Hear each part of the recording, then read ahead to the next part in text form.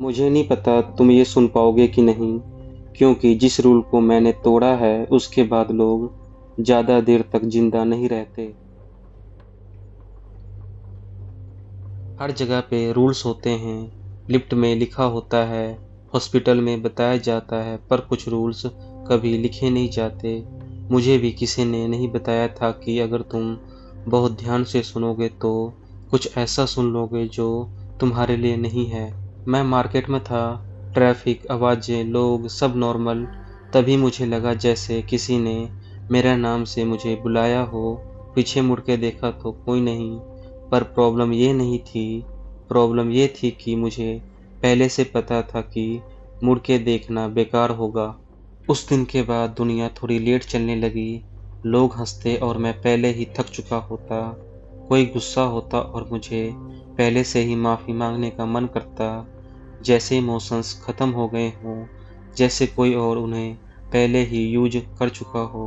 एक दिन मैं बिल्कुल अकेला बैठा था और बिना सोचे मेरे मुंह से निकल गया, ये सब रिपीट हो रहा है।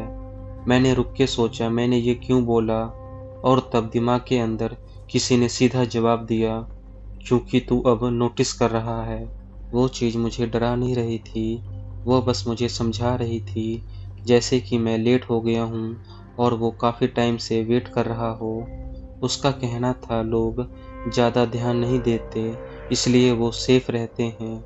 रूल ये नहीं है कि तुम देखो मत, रूल ये है कि तुम ज़्यादा ऑब्जर्व मत करो, क्योंकि जब तुम ऑब्जर्व करना शुरू करते हो ना, तो तुम अलग हो जाते हो, और जो अलग हो जाता है वो सिस्टम में फिट नहीं होता।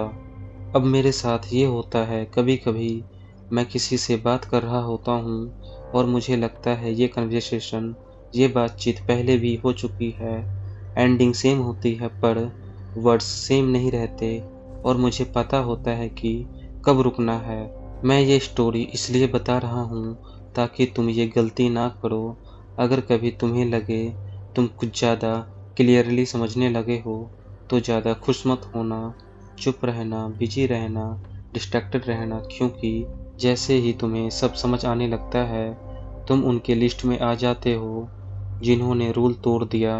अगर ये सुनने के बाद भी तुम्हें लगे हाँ ये सब मेरे साथ भी होता है, तो समझ लेना ये स्टोरी तुम्हारे लिए नहीं थी।